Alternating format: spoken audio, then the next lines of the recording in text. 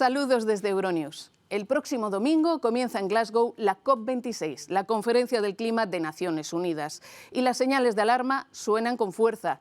Un informe de la ONU advierte de que si los países del mundo no reaccionan, asistiremos este siglo a un catastrófico aumento de la temperatura global de 2,7 grados centígrados. En ese contexto, las noticias de desastres meteorológicos han vuelto tristemente cotidianas, como el violento temporal que ha sacudido Sicilia, dejando varios muertos e importantes daños. Mientras tanto, la economía del mundo sufre por los problemas de suministro y la subida del precio de los combustibles. En Ecuador, manifestantes han salido a la calle indignados por el encarecimiento de los carburantes y por las políticas del gobierno de Guillermo Lasso. Y seguimos pendientes del volcán de Cumbre Vieja en la isla española de La Palma, que solo este miércoles ya ha provocado casi un centenar de seísmos, uno de ellos de magnitud 4,8. También estaremos en México, que toma medidas contra la violencia en la turística Riviera Maya, en Brasil y en otros países como Sudán. Estas noticias y muchas más después de nuestros titulares. Un nuevo informe de la ONU alerta de un catastrófico aumento de la temperatura global, un 2,7% este siglo, si el mundo no despierta. Varios muertos y graves destrozos en la isla italiana de Sicilia, provocados por las descargas de agua de una tormenta inusual. Protestas en Sudán contra el golpe de Estado. Los militares permiten la vuelta a casa del primer ministro depuesto Abdallah Hamdok. El Senado brasileño aboga por juzgar al presidente Jair Bolsonaro por su gestión de la pandemia. México envía medio centenar de soldados a la turística Riviera Maya tras la muerte de 2 extranjeras en un tiroteo en Tulum. En vísperas de la COP26, un nuevo informe de la ONU alerta de un catastrófico aumento de la temperatura global, un 2,7% este siglo, si el mundo no despierta. El informe sobre la brecha de emisiones dice que los planes presentados por los países para reducir las emisiones de carbono no son suficientes. El secretario general de la ONU califica el documento como otra llamada de atención atronadora. Ha pasado el tiempo de las sutilezas diplomáticas y los gobiernos, especialmente los del G20, no se ponen de pie y lideran este esfuerzo. Nos encaminamos hacia un terrible sufrimiento humano. Pero todos los países deben darse cuenta de que el viejo modelo de desarrollo que quema carbono es una sentencia de muerte para sus economías y para nuestro planeta. Los nuevos compromisos de más de 120 países conducirían a una reducción adicional del 7,5% de las emisiones anuales en 2030. Pero según los científicos, el mundo necesita una reducción del 55% de dichas emisiones para limitar el aumento de la temperatura global por debajo del 1,5%. Según el informe, las nuevas promesas no son lo suficientemente ambiciosas. Concluye que los recientes anuncios de decenas de países para lograr emisiones netas cero para 2050 podrían, si se implican plenamente, limitar el calentamiento global a 2,2 grados, aunque advierte de que hasta ahora son promesas vagas e incoherentes. 2 hombres han muerto y una mujer está desaparecida a causa de las lluvias torrenciales que azotan la provincia italiana de Catania, en la isla de Sicilia. El aguacero provocó graves inundaciones en la ciudad, con sus calles convertidas en auténticos ríos, así como la Plaza del Duomo, la emblemática Vía Etnea o el histórico mercado Pesquería. Cientos de conductores quedaron atrapados en sus vehículos, el agua ha entrado en los negocios de la ciudad y en las oficinas del tribunal, cuyo material y documentos quedaron totalmente empapados. Varias carreteras de la provincia de Catania han sido cerradas al tráfico y 4 familias han sido evacuadas por los deslizamientos de tierra en los pueblos cercanos al Etna. Protección Civil avisa que este temporal con precipitaciones y vientos intensos proseguirá este miércoles. ¿Cómo cultivar con éxito en una zona semiárida rodeada por un desierto donde apenas llueve y con heladas de noviembre a abril? Agricultores de la región española de Andalucía tienen la respuesta. Han ideado nuevas formas de restaurar la fertilidad del suelo y aumentar la retención de agua. Su secreto, la rotación de cultivos o la mezcla de cultivos para mejorar la salud del suelo. Fran Martínez trabaja desde 2014 con la asociación Albelal y Commonland con otros 200 agricultores. Nosotros lo que hemos hecho ha sido transformar una finca agrícola en un bosque. La única diferencia es cambiar los cultivos, los olivos por los pinos, y entre medias, pues en vez de tener otro tipo de arbustos, lo que tenemos son nuestros pimientos, nuestros calabacines, nuestras berenjenas, pero el mismo ecosistema, misma biodiversidad y mismo suelo fértil. Es una agricultura, un modelo de agricultura donde no tenemos que aplicar fitosanitarios y donde la nutrición nos la aporta directamente el compost y donde se reducen todas lo que son las maniobras de campo. No habría que arar el suelo, no habría que aplicar fitosanitarios. Entonces estamos hablando del manejo agrícola más sostenible a nivel económico que existe. Este grupo de agricultores trabaja en más de 6.000 hectáreas en los paisajes compartidos por las provincias de Almería, Granada y Murcia, una zona que llaman de cultivo ecológico regenerativo. La reina Isabel II no abrirá como previsto la conferencia sobre el clima de la ONU en Glasgow. La monarca de 95 años ha decidido acatar el consejo de los médicos de guardar reposo. El martes celebró audiencias virtuales en el castillo de Windsor, las primeras desde su breve estancia en un hospital la semana pasada. Los manifestantes favorables a la democracia en Sudán reclaman la vuelta de un gobierno civil. En la protesta del martes se produjeron barricadas y quema de neumáticos.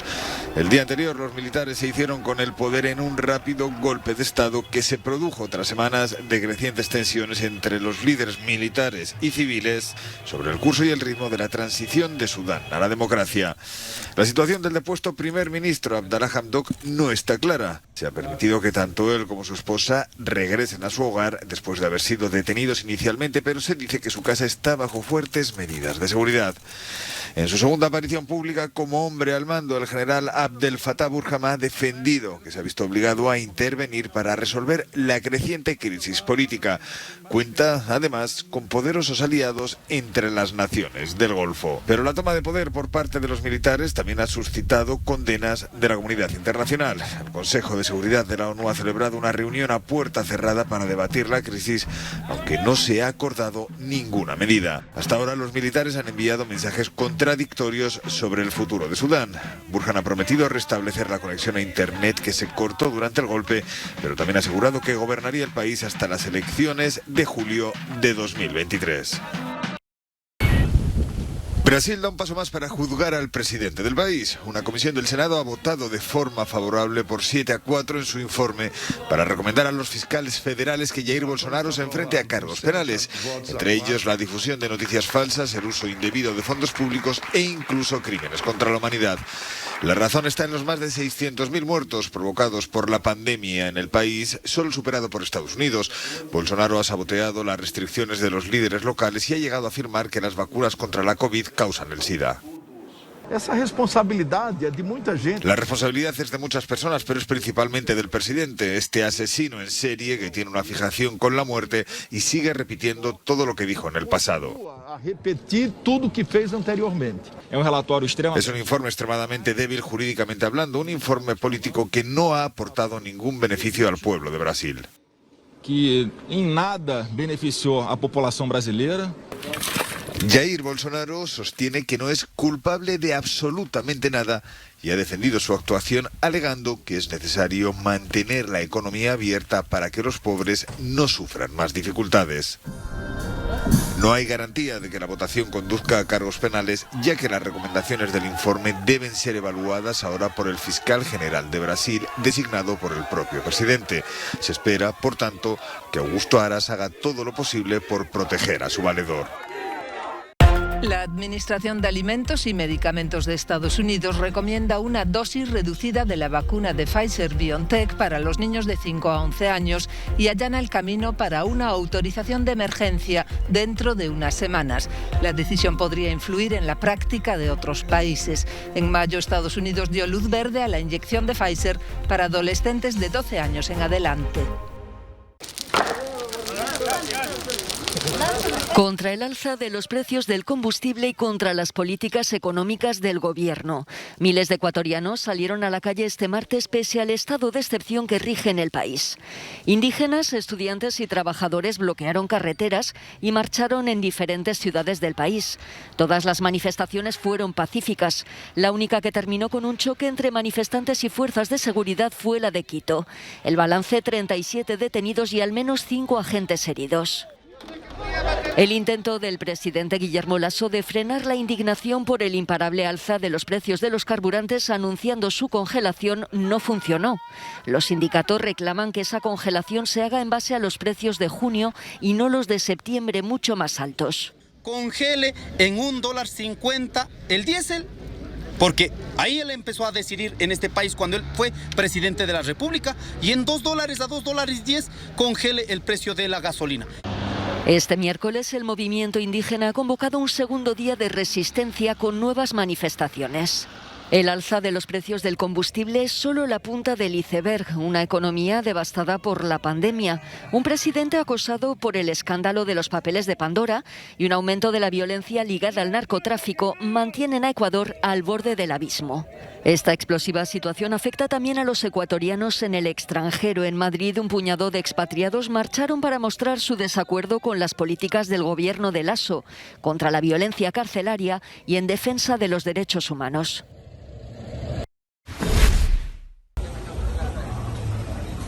México refuerza la seguridad en la turística Riviera Maya tras la muerte de 2 extranjeras en un tiroteo en Tulum. Un sospechoso ha sido detenido. Mientras avanza la investigación, medio centenar de soldados han llegado como refuerzo para patrullar las calles de esta joya del Caribe mexicano. Ahorita ya están, en Tulum ya están los 450 hombres, ya se establecieron. Ayer se hicieron los movimientos para poder tener ahí Ejército y Guardia Nacional y Marina. Las 3 fuerzas están actuando ahí. La tragedia ocurrió hace una semana en un restaurante de Tulum. Una joven india residente en California y una turista alemana murieron por balas perdidas en un choque entre bandas de narcotraficantes rivales. Otros 2 alemanes y una holandesa resultaron heridos. El presidente de México, Andrés Manuel López Obrador, criticó a la Universidad Nacional Autónoma de México de haberse derechizado en los últimos tiempos. No solo la UNAM, todas las universidades fueron sometidas por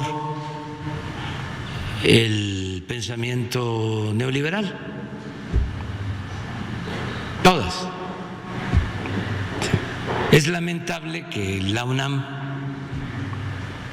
se haya derechizado. Según López Obrador, muchos académicos e intelectuales de la UNAM se dedicaron a legitimar la privatización y cuestionó que la universidad no haya jugado un papel fundamental y determinante en la crítica a las políticas del periodo neoliberal, periodo que, según el presidente mexicano, empezó con la privatización de grandes empresas públicas y la reducción del aparato estatal, implementados por el expresidente Carlos Salinas de Gortari. No, yo siento que es una forma de crear polémica.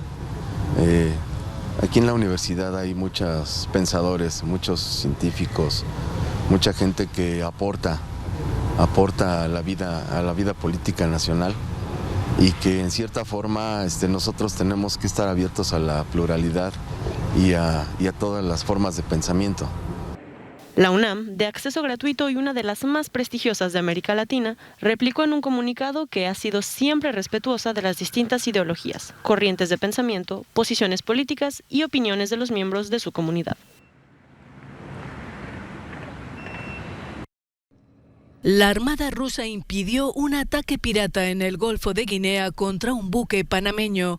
Según el Ministerio de Defensa ruso, el portacontenedores Lucía, con bandera de Panamá, fue atacado por unos asaltantes que viajaban en una embarcación rápida a unas 85 millas de la plataforma petrolífera nigeriana de Agbami, frente a la costa occidental de África. La tripulación del destructor ruso vicealmirante Kulakov recibió una señal de socorro del buque Lucía, que se encontraba en una larga travesía en las aguas del Atlántico.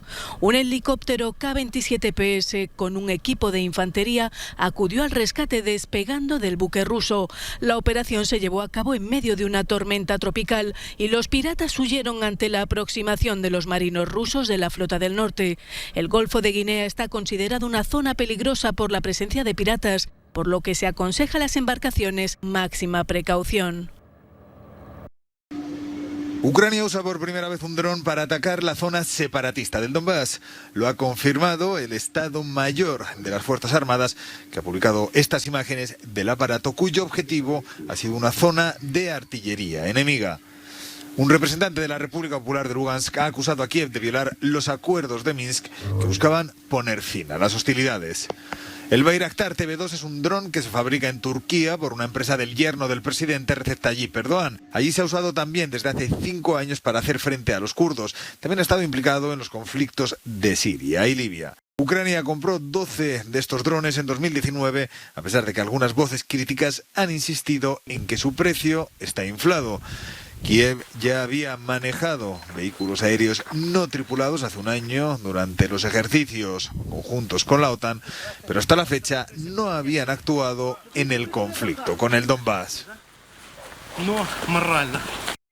Macrooperación internacional contra el tráfico de drogas. Unas 150 personas han sido arrestadas durante esta operación contra la web oscura que ha involucrado a 9 países. Se han incautado más de 26 millones de euros en efectivo y en monedas virtuales, 234 kilogramos de drogas y 24 armas de fuego.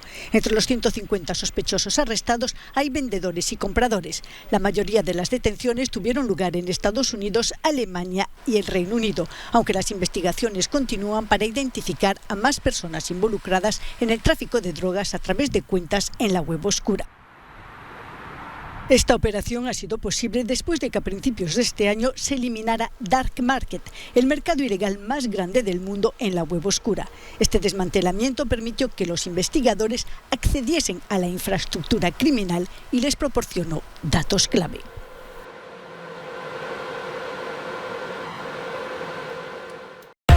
No se descartan cargos penales por la muerte accidental de la directora de fotografía Halyna Hutchins en un rodaje. Ahora se sabe que la pistola utilizada por Alec Baldwin era real y no de atrezo.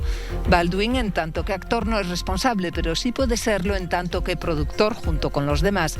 Las consecuencias económicas podrían ascender a millones de dólares. Tsunao Tsuboi, ilustre superviviente de la bomba atómica de Hiroshima, ha fallecido a los 96 años. Tenía 20 cuando Estados Unidos lanzó la bomba. Expuesto a la radiación a 1 kilómetro de la zona cero, sufrió graves quemaduras. Estuvo con Barack Obama durante su visita a Hiroshima y consagró su vida a la abolición de las armas nucleares. Los últimos tatuajes bereberes. Estas 2 mujeres marroquíes forman parte de una minoría que sigue teniendo tatuajes bereberes, tatuajes tradicionales que han ido desapareciendo poco a poco desde los años 60.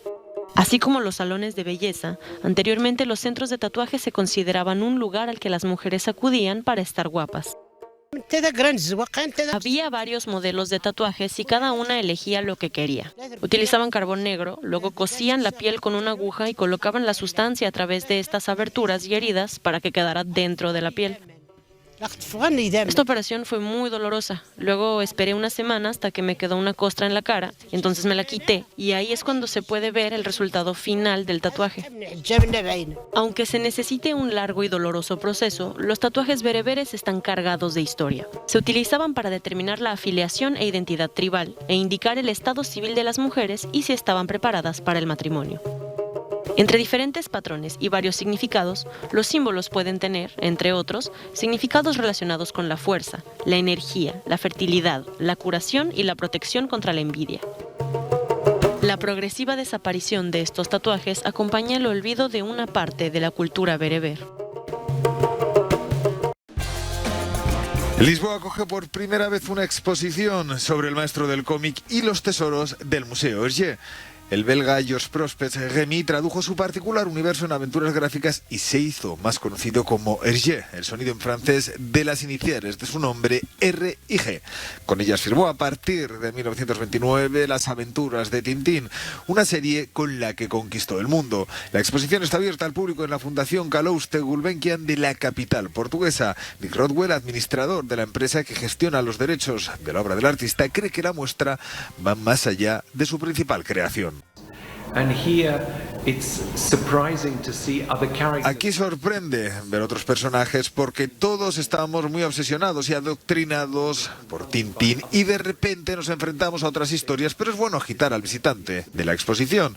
Y de ahí pasamos a la siguiente sala, que es toda la publicidad que creó Hergé. Hablamos de carteles para turismo, hablamos de sus diseños para portadas de libros, ilustraciones para libros, y esto sorprenderá a la gente porque la mayoría se quedó con Tintín y no podría imaginarse que Hergé se metiera en todo eso. Pero fue muy prolífico, buscaba diferentes caminos que seguir y necesitaba estímulos, necesitaba inspirarse y se metió en la publicidad. Las salas de la exposición revelan varias facetas del autor, desde la ilustración hasta el cómic, pasando por la publicidad, la prensa, el diseño de moda y las bellas artes. Con un estilo propio, Hergé fue considerado un talento narrativo del cómic y escribió novelas en este formato. La exposición recorre las distintas etapas del artista, desde los dibujos en blanco y negro hasta las aventuras en color. Hergé murió en 1983 a los 76 años. Aquellos que quieran ahondar en su legado o conocer su obra pueden acudir a Lisboa hasta el 10 de enero de 2022.